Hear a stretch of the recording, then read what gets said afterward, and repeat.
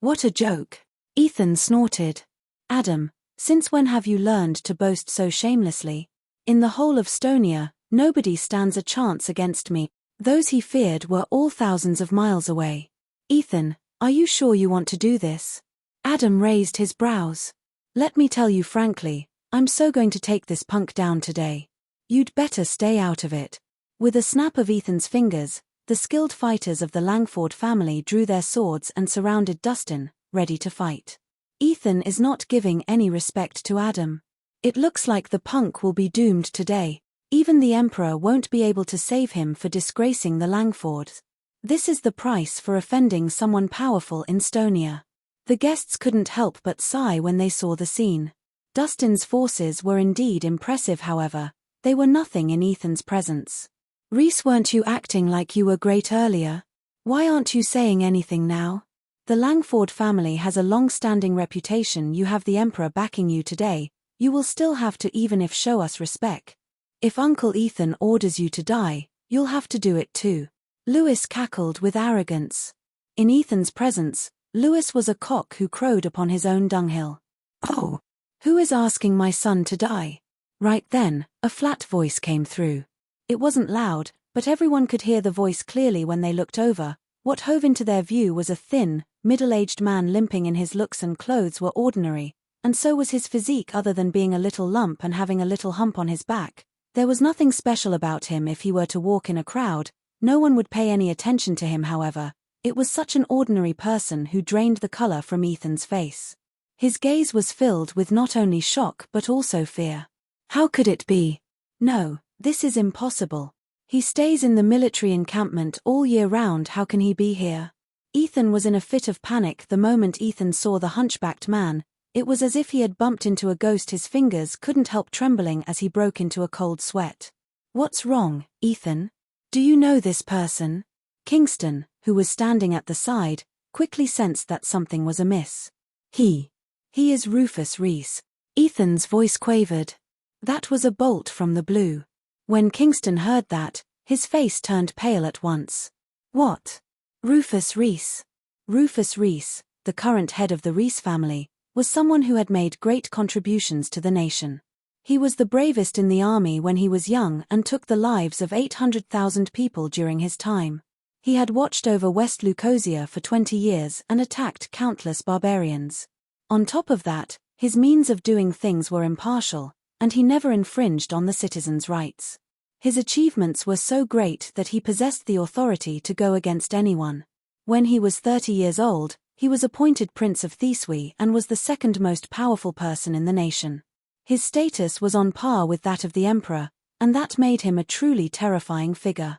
Underscore underscore underscore underscore underscore underscore underscore underscore underscore underscore.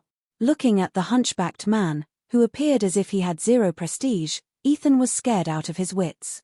He dared not say anything. This man in front of him was someone noble from Stonia. Even the crowned head would have to show him respect. Hence, it wasn't exaggerating to say that Rufus could easily take their lives at will. When Dustin saw him, his expression darkened. There was fury in his eyes. It looks like a good show is coming up. Curling up his lips, Adam gloated and immediately retreated to one side. Under the crowd's gaze, Rufus limped in, looking like someone of ordinary status. Nevertheless, the people in the hall unconsciously made room for him to walk past them. Finally, he stopped in front of Dustin. It's been a while. I didn't expect you to have grown this much. Staring at Dustin, who was taller than him by half a head, Rufus couldn't help but part his lips and grin. His broken front teeth made him seem a little comical. I didn't expect you to be still alive too, Dustin said frostily with a sharp gaze. Hearing that, Ethan and Kingston were shocked. They wondered who Dustin was for him to speak to Rufus in such a manner. Rufus laughed. He didn't look like he was angry at all. Well, it's said that good people die early but not the bad ones. Someone like me, of course, has to live longer. Really? But you don't look like someone with a long lifespan. Dustin replied coldly. Hey, how can you curse your dad like this? Do I have anything to do with you? Don't think so highly of yourself. No matter what you say, It's not going to change the fact that you're my son. Rufus shrugged. Me. 10 years ago, I paid you back all that I needed to. We have nothing to do with each other anymore. Dustin had held a grudge against him for a decade. It has been 10 years, and you're still a stubborn one. Rufus shook his head helplessly. Deep down, he knew that what happened between them couldn't be solved in a day or two. Nevertheless, he would do his best to make it up to his son. Hey, old man. At that moment, Lewis was starting to get impatient. I have no time to see how affectionate you are with your son.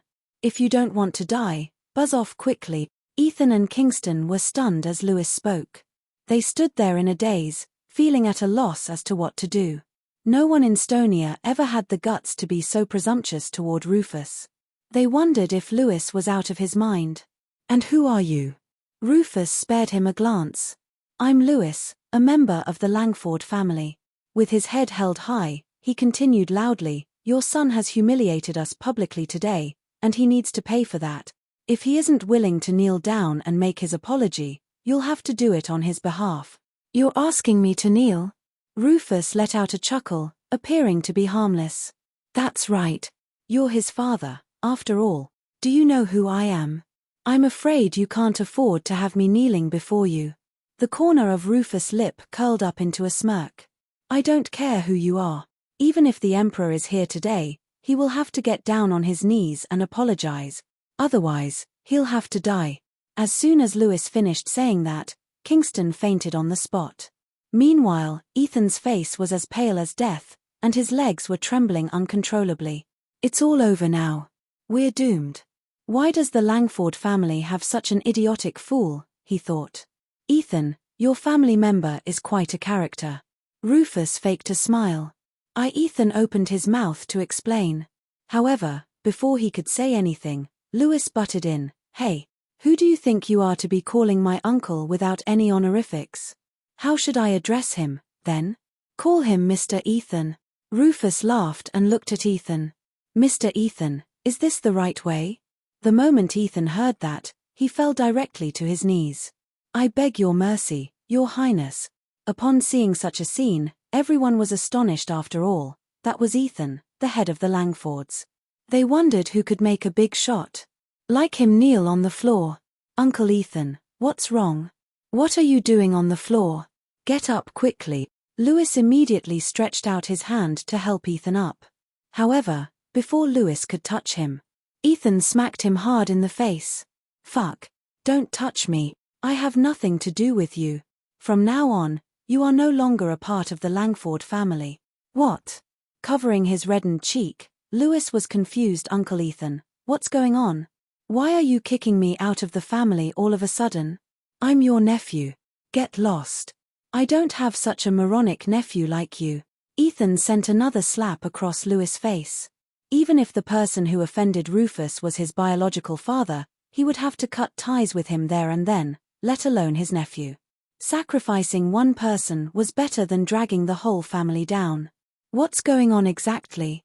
Lewis was on the verge of leers. This person standing here is none other than the Prince of Thiswe. How dare you act so disrespectfully in front of him? Even the Emperor won't be able to save you. Ethan reprimanded him fiercely. What? Lewis froze and stood there in a daze with disbelief on his face. It had never occurred to him that this ordinary man in front of him would be the dignified Prince of Thiswe. Wait. If he is the Prince of Thiswe, then isn't Dustin the renowned skilled martial artist, Kirrin? Oh, God. What kind of person have I offended? Lewis muttered inwardly. At the thought of that, Lewis' legs turned to jelly, and he slumped down to the floor. His gaze was filled with despair. Not only did he fight with Kirrin over a woman, but he also called the Prince of Thiswe an old man. Was there anyone in the world who would do anything much worse than him?